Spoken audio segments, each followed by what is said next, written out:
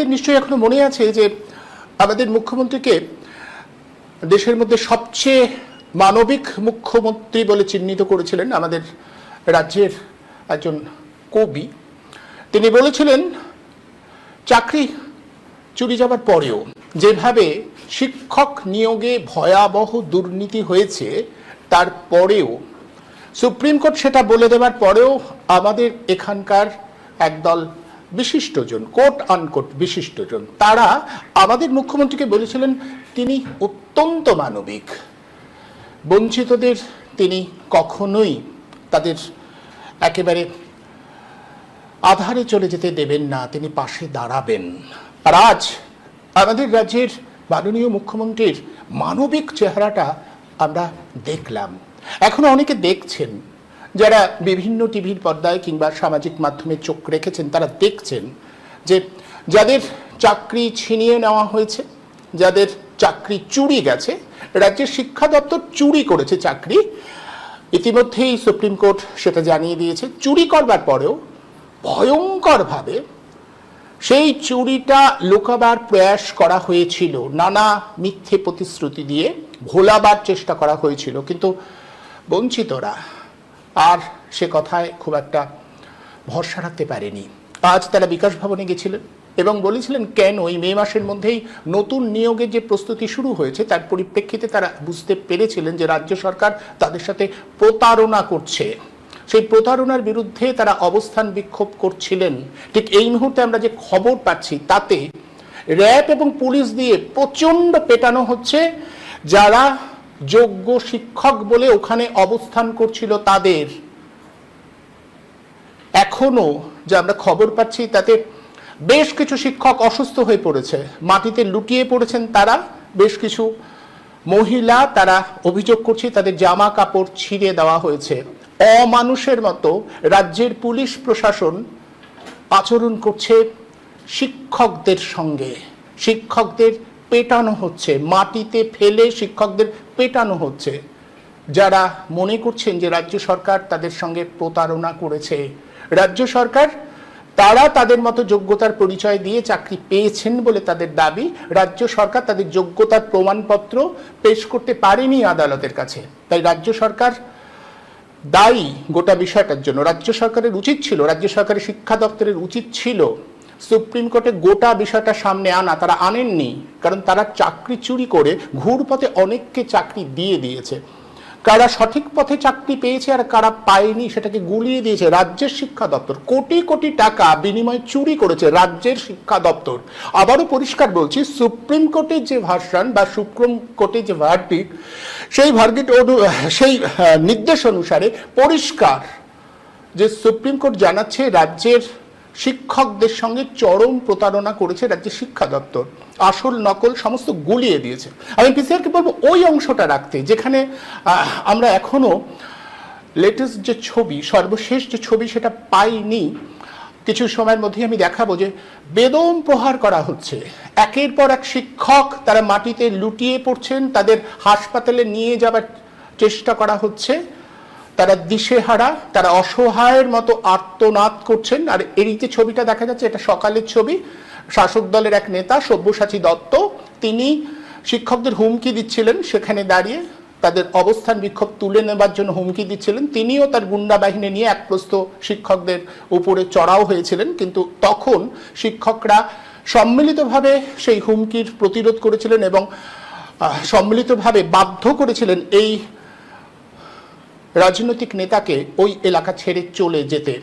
তারপর ঠিক বিকেল গড়াবার পরে আমরা যে খবর পাচ্ছি এখন ঠিক এই মুহূর্তে বিকাশ ভবনের সামনে অসাধারণ গণতান্ত্রিক মানসিকতার পরিচয় দিচ্ছে আমাদের প্রশাসন।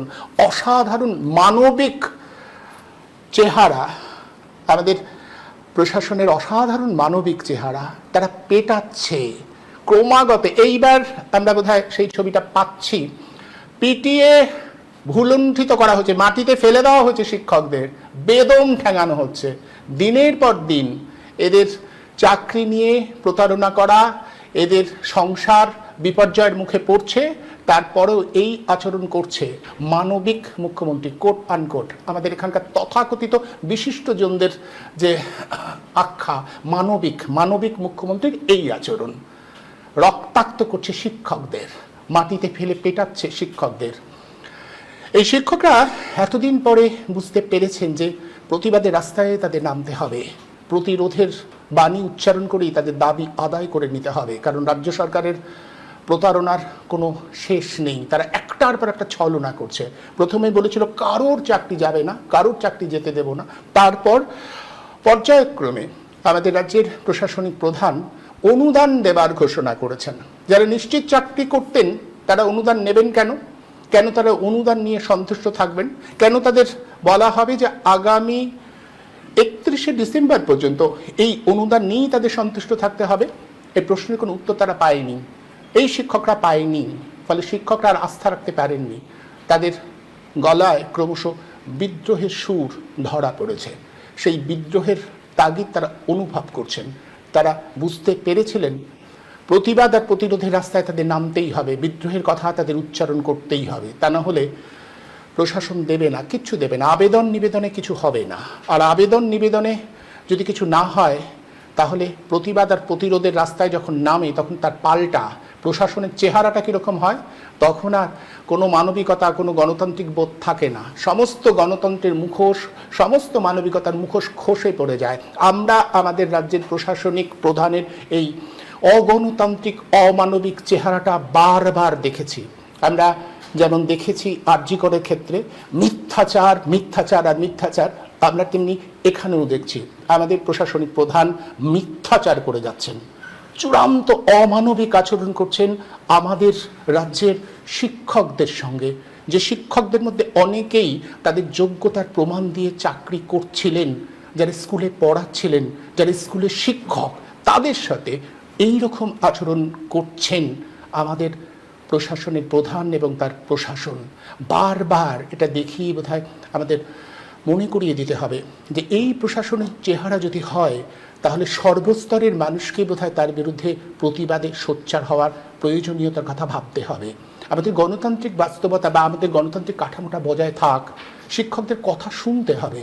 কেন এত বড় চুরি করে, এত বড় অন্যায় করে, এত বড় দুর্নীতি করেও একটা সরকার লজ্জিত হবে না? তার প্রশাসনের কর্তাব্যক্তিরা লজ্জাবোধ করবেন না?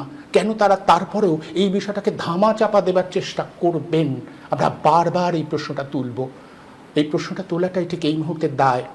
কোনো দিকে ঝুঁকে নেই আমরা। যেখানে অন্যায় দেখব, যখন যেমন করে অন্যায় দেখব, আমরা তার প্রতিবাদ করব। আমরা বারবার মনে করি যে সত্যের সবসময় একটা পক্ষ আছে। তথাকথিত নিরপেক্ষতার মানে এমনটা নয় যে কোনো ব্যাপারে কোনো মতামত বা অবস্থান নেব না। পরিষ্কার বোঝা যাচ্ছে এই শিক্ষকদের প্রতি অন্যায় করা হচ্ছে। সুপ্রিম কোর্ট জানিয়ে দিয়েছে যে নিয়োগ প্রক্রিয়ায় দুর্নীতি হয়েছে, তারপরে রাজ্যের তরফে সেই দুর্নীতি স্বীকার করে পরবর্তী কি করার সেটা করা উচিত ছিল। এদের কি করে আলাদা করা যায় সেটা বলা উচিত ছিল, সেটা করেনি। দুর্নীতিটাকে ধামা চাপা দেবার ক্রমাগত চেষ্টা করে যাচ্ছে রাজ্যের প্রশাসন। আর সেই ধামাচাপা দেবার চেষ্টার পরিপ্রেক্ষিতে আজ চূড়ান্ত অমানবিকভাবে শিক্ষকদের রাস্তায় ফেলে মারা হচ্ছে, পেটানো হচ্ছে শিক্ষককে। আসলে সত্যি কি শিক্ষকদের উপরে লাঠিগুলো পড়ছে? এই লাঠি প্রহার শিক্ষকদের উপরে পড়ছে না আমাদের বোধের উপরে পড়ছে, আমাদের শিক্ষা ব্যবস্থার উপরে পড়ছে। আমাদের গোটা শিক্ষা ব্যবস্থাটা এখন বিপর্যস্ত, পঙ্গু হয়ে গেছে। আমাদের বারবার এটা ভাবতে হবে। শুধুমাত্র শিক্ষকদের সমস্যা এটা নয়, এ রাজ্যের সমস্ত নাগরিকের সমস্যা। নাগরিককে বুঝতে হবে এদের পাশে যদি আমরা এখনো দাঁড়াতে না পারি তাহলে এই অমানবিক স্বেচ্ছাচারী প্রশাসন ক্রমাগত সাধারণ মানুষের, সাধারণ নাগরিকের গলা টিপে ধরবে। তাই আমাদের বারবার করে এই ভয়াবহ ঘটনার তাৎপর্য অনুধাবন করতেই হবে, এদের পাশে দাঁড়াতেই হবে প্রশাসনকে। এবং রাজ্যের যারা মাথায় রয়েছেন তাদের বুঝিয়ে দিতে হবে যে আসলে সাধারণ মানুষই সব, আমরাই আপনাদের দায়িত্ব দিয়েছি প্রশাসনকে ঠিকঠাকভাবে চালানোর। সেটা যদি চালাতে না পারেন আপনাদের দায়িত্ব থেকে সরে যেতে হবে। আপনাদের প্রশাসনের ক্ষমতা দিয়ে জুলুম অত্যাচার দিয়ে আপনারা টিকে থাকতে পারবেন না, টিকে থাকা যায় না, গণতন্ত্র তা অনুমোদন করে না। সাধারণ মানুষকে বোধহয় এটা বারবার নতুন করে বুঝিয়ে দিতে হবে। আজকে যারা আক্রান্ত হয়েছেন সেই শিক্ষকের পাশে দাঁড়ানোটা এখন আমাদের বোধহয় খুব জরুরি। রক্তাক্ত হয়েছেন তারা, অনেকে ইতিমধ্যে হাসপাতালে ভর্তি হয়েছে। সকালবেলা শাসক দলের এক নেতা এসে হুমকি দিয়েছে, তার বাহুবলী যারা তারা নাকি হেলমেট দিয়ে শিক্ষকদের কারোর কারোর মাথা ফাটিয়ে দিয়েছে। তারপরেও আমরা যদি চুপ করে থাকি তাহলে কিন্তু আমাদের নাগরিক সচেতনতা নিয়ে প্রশ্ন উঠবেই। আসলে বিষয়টা নিয়ে একটু ভাবি, একটু আলোচনা করি। আমি আমন্ত্রণ জানিয়েছিলাম যারা বঞ্চিত শিক্ষক তাদের মধ্যে কয়েকজনকে, কিন্তু এখনো পর্যন্ত তারা আমাদের সাথে সংযুক্ত হতে পারেননি। কারণ যা ঘটনা ঘটছে এই মুহূর্তে তাদের সহকর্মীদের উপরে যে নির্মম অত্যাচার নেমে এসেছে প্রশাসনের পক্ষ থেকে, সেটা প্রতিহত করবার জন্যই তারা ব্যস্ত রয়েছে। আমরা অবশ্যই তাদের কারো প্রতিক্রিয়া পেলে আপনাদের দেখাবো। তার আগে আজ আমার সঙ্গে আলোচনা করবার জন্য যারা রয়েছেন তাদের সঙ্গে পরিচয় করিয়ে দিই। আমাদের সঙ্গে রয়েছেন বিশিষ্ট শিক্ষাবিদ অধ্যাপক ডক্টর মিরাতুন নাহার, এবং আমাদের সঙ্গে রয়েছেন নীলকান্ত ঘোষ, পেশায় শিক্ষক। নীলকান্তবাবু একই সাথে রাজ্যের শিক্ষক ও শিক্ষা কর্মচারী সমিতির সম্পাদকও বটে। আমি প্রথমেই আসবো নীলকান্তবাবুর কাছে। নীলকান্তবাবু, আপনি সকালে তো ছিলেন, ঠিক এই মুহূর্তের খবর আমি আপনাকে বলছি যে নির্মম প্রহার করা হচ্ছে শিক্ষকদের উপরে। তাদের ছত্রভঙ্গ করবার জন্য র্যাব পাঠানো হয়েছে, পুলিশ প্রশাসন মারা হচ্ছে, অনেকেই আহত হয়েছে, রাস্তার ধারে পড়ে রয়েছে তারা, কেউ তাদের শরীর দিয়ে রক্ত ঝরছে, কারোর জামা কাপড় ছিঁড়ে গেছে। এইরকম অবস্থা যদি হয়, শুধু এটা কি শিক্ষকদের সমস্যা, নাকি এই মুহূর্তে সমস্ত শিক্ষক সমাজের, আমাদের রাজ্যের সমস্ত শিক্ষক সমাজের এর প্রতিবাদে গর্জে ওঠা উচিত? সেই রকমভাবে আমরা কি গর্জে উঠতে দেখতে পাচ্ছি? আজকের চিত্র, আমার কথা শোনা যাচ্ছে? হ্যাঁ, আমার কথা কি শোনা যাচ্ছে? হ্যাঁ, আমি কানে শুনতে পাচ্ছি না। আমি পিসারকে বলবো হ্যাঁ বলুন। কথা কি শোনা যাচ্ছে? হ্যাঁ, শোনা যাচ্ছে, বলুন। আজকের যে চিত্রটি আমরা বিকাশ ভবনের সামনে দেখলাম, এই চিত্রের একটা পূর্বনাট্য হয়েছিল। সেটি হয়েছিল কসবায় ডিআই অফিস অভিযানকে ঘিরে, এবং সেখানেও আমরা দেখেছিলাম যে একই রকমভাবে বিনা প্ররোচনায় একটি শান্তিপূর্ণ বিক্ষোভ সমাবেশকে কেন্দ্র করে পুলিশ লাঠি চালিয়েছিল, এমনকি লাঠি মেরেছিল। এই যে ঘটনাটি, আমরা আশা করেছিলাম যে রাজ্য সরকারের হয়তো সম্বিত ফিরবে। শিক্ষকদের উপরে লাঠি চালানো, শিক্ষকদেরকে প্রহার করা, তাদের লাথি মারা, আজকেও যে ঘটনা ঘটেছে, অনেক টিচারের সকালের দিকেও আমরা দেখেছি যে যখন আমরা ব্যারিকেড অতিক্রম করে যাবার চেষ্টা করেছিলাম, আমরা সিনিয়র টিচার এই ছাত্রছাত্রীদের পাশে দাঁড়ানোর জন্যে, এই ছাত্রছাত্রী সুলভ যে শিক্ষক তাদের পাশে দাঁড়ানোর জন্য আমরা যারা গিয়েছিলাম, আমাদের চোখের সামনেই এই ঘটনা ঘটেছে। পুলিশ সেখানে অত্যন্ত নির্মম আচরণ করেছে। এই নির্মমতার কোনো ভাষা দিয়ে প্রকাশ করা যায় না। বোঝা যায় যে যখনই গণতান্ত্রিক ব্যবস্থা ক্রমশ বিপন্ন হয়ে পড়ে এবং এই গণতন্ত্রকে বিপন্ন করার কাজে সরকার যখন নিযুক্ত হয়ে যায়, তখনই পুলিশের এই মারমুখী রূপ দেখা যায়। কারণ এই পুলিশকে নিয়ন্ত্রণ করে থাকে, বা যে আধা সামরিক বাহিনী বা র্যাফ যাদেরকে নামানো হয়েছে, এদেরকে নিয়ন্ত্রণ যারা করে থাকেন তারা প্রত্যেকেই একটি অমানবিক দৃষ্টিভঙ্গি নিয়ে চলেন। আমাদের মুখ্যমন্ত্রী মাঝে মাঝে গর্ব করে বলেন যে আন্দোলন তাকে শেখাতে হবে না, তিনি আন্দোলনের মধ্য দিয়েই তিনি উঠে এসেছেন। আজকে সেই আন্দোলন করার সময় তার অভিজ্ঞতা যদি থেকে থাকে, তাহলে তিনি আজকে এই আচরণ করতেন না। কারণ শঙ্খ ঘোষের একটি অত্যন্ত মূল্যবান কথা আছে যে পুলিশ খুবই ভালো যতক্ষণ সে আমার পুলিশ। তা এই যে এতক্ষণ যে আমরা চিত্র দেখছি, সেই চিত্রটি হচ্ছে পুলিশ খুবই ভালো। পুলিশ যেহেতু রাজ্য সরকারের, রাজ্য প্রশাসনের নিয়ন্ত্রণে থেকে কাজ করছে, তাই পুলিশ খুব ভালো। কাদের উপরে সে তার ভালোত্ব ফলাচ্ছে না, একদল যোগ্য শিক্ষক শিক্ষাকর্মী যাদের কোনো অপরাধ ছাড়াই যাদের চাকরি চলে গেছে, এবং এই চাকরি চলে যাবার জন্যে রাজ্য সরকার সম্পূর্ণভাবে দায়ী, এই কারণে যে রাজ্য সরকার কখনোই কোর্টের কাছে স্বীকার করতে চায়নি। অত্যন্ত নির্লজ্জভাবে তারা যাদের থেকে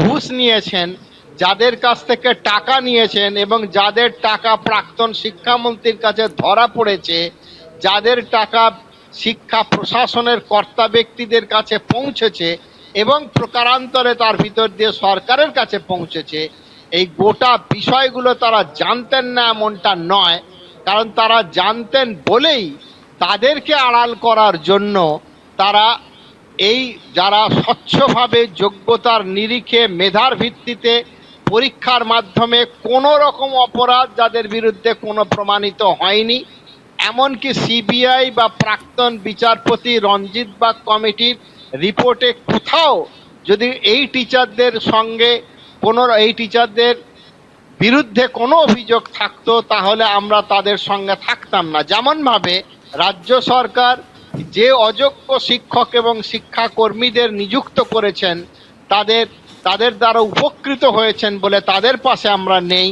কেবলমাত্র স্বচ্ছতার ভিত্তিতে, মেধার ভিত্তিতে, যোগ্যতার নিরিখে এবং কোথাও কোনো রকম অর্থ উপঢৌকন ইত্যাদি না দিয়ে যারা চাকরি পেয়েছেন, যারা সত্যি সত্যি এই সমাজ গড়ার কারিগর রূপে তারা কাজ করে আসছেন ৬-৭ বছর ধরে, তাদের বিরুদ্ধে যে ব্যবস্থা নেওয়া হয়েছে এবং যে ব্যবস্থা সুপ্রিম কোর্টকে নিতে একরকম বাধ্য করেছে এই রাজ্য সরকার, যেহেতু তাদের পাশে তারা দাঁড়ায়নি, আজকে সেই শিক্ষক পুলের পাশেই আমরা আজকে দাঁড়াতে গিয়েছিলাম।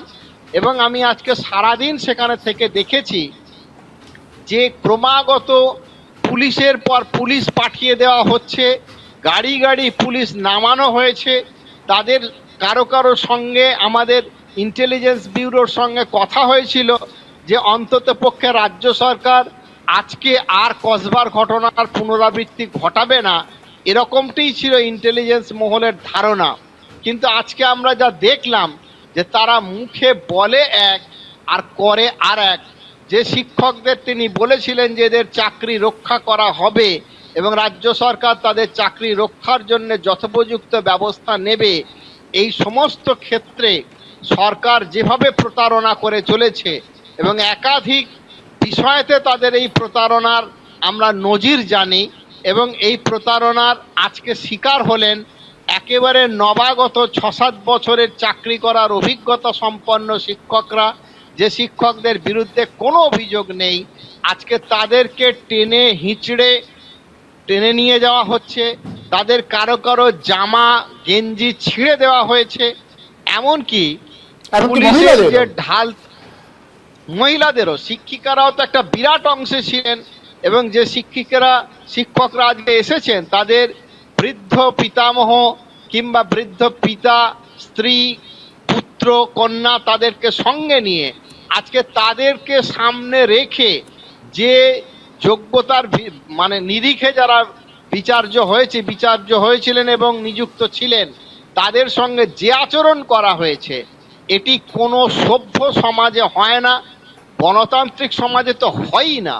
গণতান্ত্রিক সমাজে যে পদ্ধতিতে ভোট লুট করা হয়ে থাকে, বোঝা যায় যে তারা আর জনগণকে কোনো রকম রেয়াত করতে চান না, কারণ তারা বুঝে গেছেন যে সরকার গঠনের জন্য কি কৌশল অবলম্বন করতে হয়, এবং সরকার গঠনের এই কৌশল অবলম্বনের পুরোপুরি সহায়তা করে থাকে কেন্দ্রীয় বাহিনী বলুন বা বিভিন্ন ধরনের আমলারা রয়েছেন, বিভিন্ন ডিস্ট্রিক্ট ম্যাজিস্ট্রেট, বিডিও যারা আছেন, তারা এরকমভাবেই ভোট লুট করে থাকেন। এভাবেই গণতন্ত্রকে তারা কবর দিচ্ছেন। যে গণতান্ত্রিক পদ্ধতিতেই সরকারের পরিবর্তন হয়েছিল, দেখা যাচ্ছে সেই গণতান্ত্রিক পদ্ধতির আর কোনো ধারবার মারানো হচ্ছে না।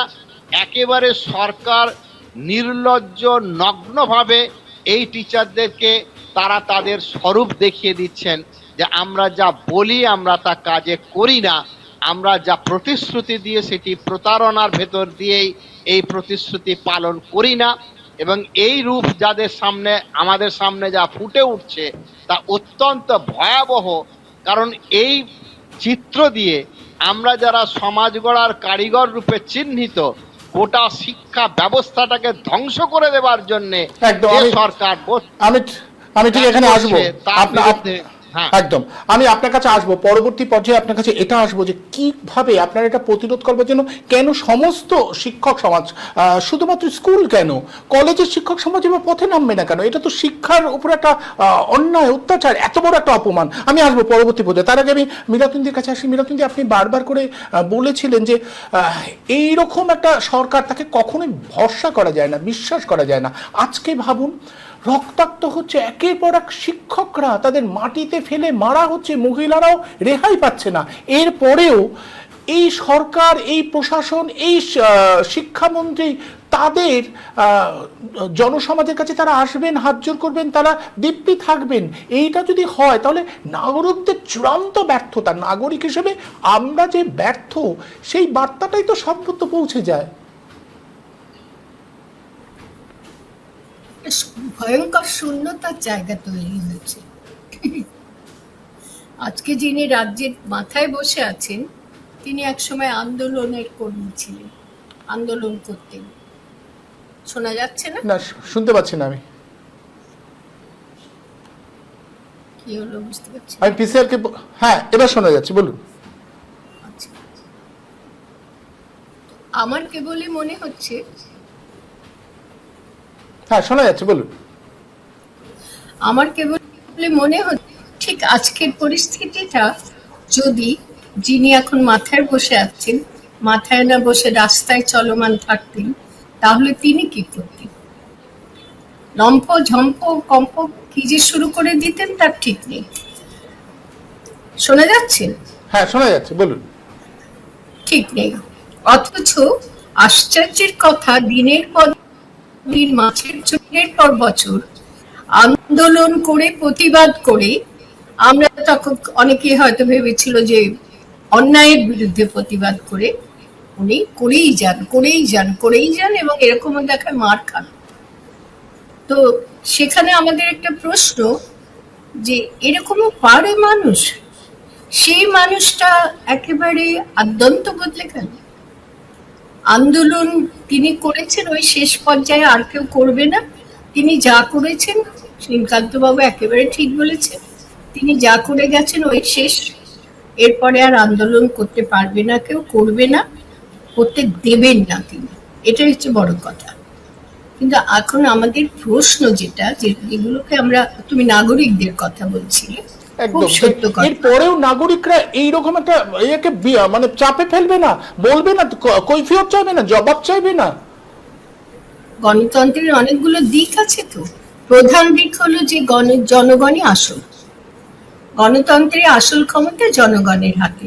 এটা কিন্তু আমাদের ভুলিয়ে দিয়ে দেওয়া হয়েছে। এটা একেবারে ইরেজ করে দেওয়া বলে না, সেই ইরেজ করে, মানে তুলে দিয়েছে একেবারে ইরেজ করে, যে জনগণের আবার কি, জনগণকে ভিক্ষা দেব, এটা করে দেওয়া হয়েছে পুরো।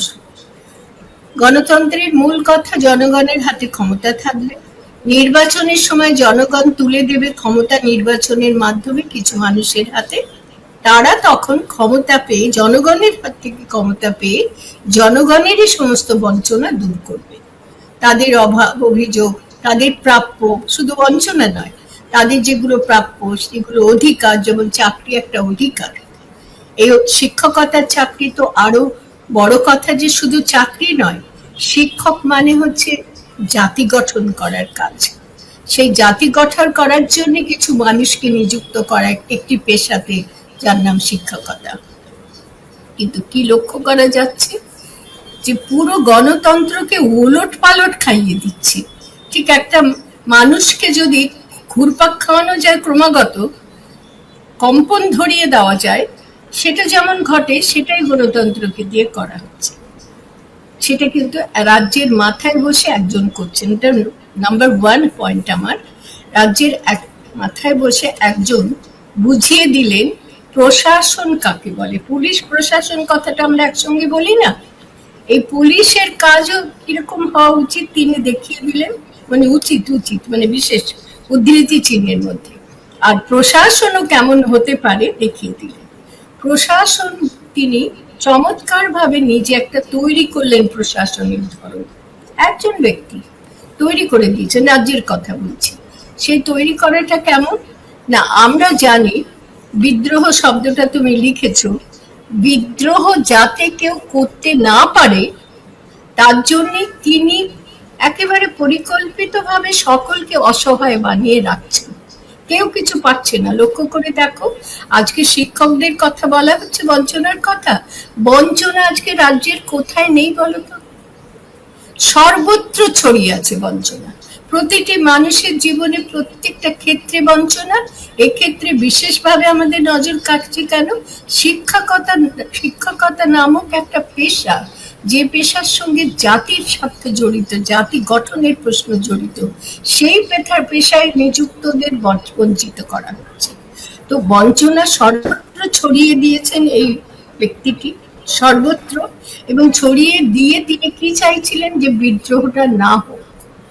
বঞ্চিত মানুষ অসহায়, বঞ্চনার শিকার যারা হবে তারা অসহায়, সুতরাং তারা বিদ্রোহ করতে পারবে না। বিদ্রোহ না তুলতে পারার প্রক্রিয়াটা তিনি ব্যবহার করেছিলেন। কিন্তু তিনি ভুলে গেছেন, যেখানে আমার এতগুলি কথা বলার উদ্দেশ্য সেটাই, যেটা তার বিচক্ষণতা নেই, শিক্ষা দীক্ষা নেই। এবারে আমি খুব সোচ্চারে বলছি, শিক্ষা দীক্ষা ব্যাপারটা তিনবার কয়েকশো যোজন দূরে তিনি থাকেন। সেই জন্য শিক্ষার কোনো মর্ম বোঝে না, শিক্ষকদের মর্ম বোঝে না, শিক্ষকতার মর্ম বোঝে না, জাতি গঠনের ব্যাপার বোঝে না। অতএব শিক্ষা দীক্ষা কি দরকার? আমার শিক্ষা নেই, আমি তো এত বড় একটা পদে রয়েছি, এরকম। তো বিচক্ষণতার অভাব বা শিক্ষা দীক্ষার অভাবের জন্য বুঝতে পারে না যে শুধু অসহায় বানিয়ে রেখে বিদ্রোহ দমন করা যায় না। যদি তুমি না পাওয়া অধিকার থেকে বঞ্চিত করো, প্রাপ্য যেটা অধিকার, যেটা গণতান্ত্রিক অধিকার, যেটা সেটা থেকে তুমি তাদেরকে বঞ্চিত করে রাখো, অধিকার পেতে না দাও, তাহলে কেবল তারা অসহায় হয়ে থাকবে, আর কিছু বিদ্রোহ করতে পারবে না। এটা সত্য নয়, বরং উল্টোটা হবে, এবং সেটাই শুরু হয়েছে। আমাদের দুর্ভাগ্য যে আমাদের বাঙালিদের মেরুদণ্ড খুব খুব তো টলমলে, মেরুদণ্ডটা খুব খাড়া, শক্ত না। ক্ষুদিরামের মেরুদণ্ড আমরা উত্তরাধিকার সূত্রে পাইনি, ভগৎ সিং এর মেরুদণ্ড আমরা পাইনি। তারা তাদেরটাই খালি করে গেছেন, আমরা কিছু পাইনি। যার ফলে এত বছর লাগলো একটা আজকে বিদ্রোহের সুরটা তুলতে। এই শিক্ষকদের বঞ্চনা আজকে থেকে শুরু হয়েছে। যখন ওদের মিলিয়ে দিয়েছে, টাকা দিয়ে, পয়সা নিয়ে, টাকা দিয়ে নিজের ক্ষমতা প্রয়োগ করে অযোগ্য শিক্ষকদের যোগ্যের স্থানে বসিয়ে দিয়েছে, মিলিয়ে দিয়েছে। ওটা চাল কাকড় বলে না, আমি তা না বলে বলবো আসল নকল মিলিয়ে দেওয়াটা এখন বাজারে খুব চলে না। ডাল কেন তুমি, তার মধ্যে কতটা আসল ডাল, চাল কেন তুমি, কতটা আসল চাল। কাকড় টাকড় না, চালটাও আলাদা, কোনোটা ইটের মতন চাল, কোনোটা ভালো চাল। তো ঠিক যেমন কোনো জিনিসই আজকে আর সম্পূর্ণ আসল নেই, সবকিছুতেই নকল ভেজাল মেশানো হচ্ছে। ওষুধ ভেজাল হচ্ছে, দিনের পর দিন ধরা পড়ছে। সুতরাং সব চাল ডাল, ওষুধ, খাদ্য দ্রব্য সবকিছুতেই ভেজাল। চাকরিটাও চাল ডাল এইসব দ্রব্যের মতোই পয়সা দিয়ে কেনার বিষয় হয়ে গেছে। এটা তৈরি করে ফেলেছেন এই যিনি প্রধান না, তা অন্যদের কথা আমি এখন তুলছি না, রাজ্যের প্রধানটাই আমাদের বড় কথা। তিনি সবকিছু করেন, তিনি এগুলো সুপরিকল্পিত ভাবে, আমার বারবার মনে হয় মাথাটা যদি একটু ভালো কাজে লাগাতেন ভালো হতো, কিন্তু সুপরিকল্পিত ভাবে এগুলো করেন। বিদ্রোহ করতে পারবে না বলেই বঞ্চিত রাখবো, কিন্তু ভুলে যায় যে বঞ্চিত রাখলে তার থেকেও বিদ্রোহ উঠে আসে, না পাওয়া থেকেও বিদ্রোহ তৈরি হয়, বিদ্রোহের আগুন জ্বলে। আর উনি না পাওয়াটা তৈরি করে দিয়ে ভাবছেন আমি না পাওয়া তৈরি করে দেবো, পুলিশ আমার হাতে আছে, কি করে কি করবো। সরাসরি বলছি আমি কথা, নাগরিকদের কথা। কোথায় অসুবিধাটা জানো? গণতান্ত্রিক দেশ, নির্বাচন হয়েছে, জনগণ রয়েছে, নেই মাঝখানে যাদের শূন্যস্থান, মানবাধিকার কর্মীরা রয়েছে, নীলকান্ত বাবুরা মানবাধিকার কর্মী, তারা শিক্ষকদের ক্ষেত্রে, শিক্ষা ক্ষেত্রে অন্যায়গুলো যাতে না হয় তারা সেরকম সংগঠন করেছেন। কিন্তু মুশকিল হলো একটা জায়গা অত্যন্ত প্রধান, সেখানটা একেবারে শূন্য, ফাঁকা মরুভূমি হয়ে গেছে। নাগরিকদের ভূমিকা, নাগরিকরা কোনো স্বার্থ অস্বার্থ লাভালাভ এসব বিচার করবে না। তাদের কাজ হচ্ছে অতন্দ্র প্রহরীর মতো, কি না নির্বাচনের মাধ্যমে যে ক্ষমতা জনগণ দিয়েছে, যাদের হাতে যে ক্ষমতা, সেইগুলো সুষ্ঠু প্রয়োগ হচ্ছে কিনা দেখার কাজ নাগরিকদের। প্রতিটা শিক্ষিত, সচেতন, সুবুদ্ধি সম্পন্ন এবং আমাদের দেশের যাবতীয় সুযোগ সুবিধা যারা ভোগ করছেন, সেই নাগরিকদের কাজ, এটা দায়িত্ব। ওই একটা কি কথা আছে না, নজরদারি শুধু নয়, রীতিমতো এক্ষেত্রে প্রহরীর মতন কাজ করে, যে কি করছে দেখা যায়, কোথায় এরা বঞ্চনা করছে। অধিকার ক্ষমতাটা নিয়েছে, কিন্তু ক্ষমতাটা সুব্যবহার করছে না, কুব্যবহার করছে। এটা বলে আমি এই অংশটা শেষ করছি, যে না পাওয়া থেকেও যে বিদ্রোহ হতে পারে সেটা এরা বুঝতে পারে নাই যারা ক্ষমতায় রয়েছে। আর ক্ষমতার উপরে নজরদারি রাখার কাজ যে নাগরিকদের, সেই নাগরিকরা আজকে নাক ডাকে ঘুমাচ্ছে। কেউ কেউ মারা গেছেন, সেটা ঠিক। অনেক সত্যিকার যাদের বিবেক সম্পন্ন নাগরিক থাকতে হয়তো, তারা অনেকে মারা গেছেন, অনেকের অনেক বয়স হয়েছে। পরবর্তী প্রজন্ম আর গড়ে ওঠেনি যারা সুনাগরিক হতে পারেন, নাগরিকের কর্তব্য পালন করতে পারেন। তার কারণটাও হলো আগের নাগরিকরা তাদের প্রজন্মদের সব বিদেশে পাঠিয়ে দিয়েছে। সত্যিকার বিবেক সম্পন্ন, মেধা থাকতে হবে, তো শুধু বিবেক থাকলে কাজ করতে পারে না।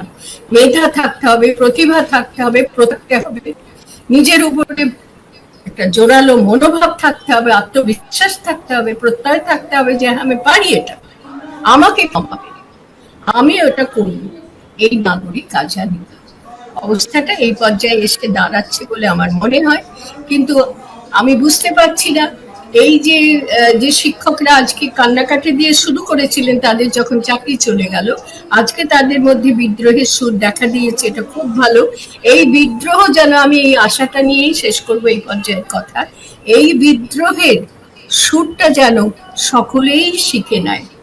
গুরুর কাছ থেকে সুর শিখে নেওয়ার মতন এদের কাছ থেকে বিদ্রোহের সুরটা গলায় তুলে নিয়ে বাকি বঞ্চিতরা যেন বিদ্রোহটাকে সেইভাবে আওয়াজের মতো করে, ওই ক্লাসিক্যাল মিউজিকে আস্তে আস্তে ধীরে ধীরে ধীরে ধীরে ধীরে মৃদু আওয়াজটা বেশ জোর ভরাট আওয়াজে পরিণত হয়, দেখবে অত্যন্ত ভরাট আওয়াজ। আমি সেই জন্য ক্ষিপ্ত হয়ে যাওয়ার কথা বলছি না, ভরাট হবে, ভারী হবে। সেই ওজনে এই সমস্ত ক্ষমতা স্পর্ধী মূর্খদের চেতনা ঘটবে না, শুধু মূর্খদেরকে তাদের গদির আসন টলমল করাতে হবে। কেননা এরা মূর্খ কেন এই জন্যে না বলতো, এরা মনে করে কি জানো, ক্ষমতা পেয়েছে, আমি একবার পেয়েছি হাত পাত জোর করে, কিন্তু এখন আর হাত জোর করবো না। ওই যে আসল নকল মিলিয়ে দেওয়ার মতন ভোটের বাক্স মিলিয়ে দিয়ে সবটাই পেয়ে যাবে, এই জন্য সামনে ভোট, অথচ কিছু ভয় পাচ্ছে না। শেষ কথা বলি, মামলা হলো এই যে আসল নকল। আচ্ছা, আমি নীলকান্ত বাবু আছেন, আমি একটা, আমার মাথাটা তো বোধহয় নেই, কাজ করছে না। আমাকে বলো তো, শিক্ষক নিয়োগ হওয়ার সময়, তুমি খুব ভালো করে জানো, নীলকান্ত বাবু তো জানেনি, আমিও শিক্ষকতায় ছিলাম, আমি জানি, নিয়োগের সময় তাদের কিছু সার্টিফিকেট থাকে, শিক্ষাগত যোগ্যতার certificate, school pass, college pass, university pass, degree, BEd কলেজের পাস, যে সমস্ত ডিগ্রি প্রয়োজনীয় সেগুলো সার্টিফিকেট থাকে। তাদের ইন্টারভিউতে প্রাপ্ত নম্বরের তালিকা থাকে, সেইভাবে নিয়োগটা হয়। আমি এরপর বুঝতে পারছি না যে যোগ্য অযোগ্য কিনা সংশয় দেখা দিল কোর্টে। এইভাবে যখন এই পদ্ধতিতে, প্রক্রিয়াটা তো এইরকম, এর বাইরে কিরকম প্রক্রিয়া হতে পারে বলো, সম্ভব নয়। সেই প্রক্রিয়ার মধ্যে এরা যোগ্য এরা অযোগ্য মামলাতে বলে দেওয়া হলো সুপ্রিম কোর্ট থেকে। কি করে সেটা নির্ণীত হলো যে এরা যোগ্য এরা অযোগ্য? এক হতে পারে যে মিথ্যে করে যারা অযোগ্য তাদের সমস্ত সার্টিফিকেট গুলো জাল, তাদের সমস্ত ইন্টারভিউ এর তথ্যগুলো জাল, একটা হতে পারে। কিন্তু কিছু একটা হয়েছে। যারা অযোগ্য সেই জাল ইয়েগুলো তো নষ্ট করে দিয়েছে, যোগ্যদের ইয়েটাও নষ্ট করে দিয়েছে, মানে যার ভিত্তিতে চাকরিটা দিয়েছিলেন সেগুলোকে গুলিয়ে তাকে নষ্ট করে দিয়েছে। অন্তত সরকার বলছে সেগুলো এখন আর নেই। কিন্তু কি করে বুঝতে পারা গেল? আমার মাথা সত্যি এখনো পরিষ্কার একদম হচ্ছে না, কি করে বুঝতে পারা গেল যে যোগ্য অযোগ্য মেলানো হয়েছে? নীলকান্ত বাবু হয়তো বলতে পারবেন।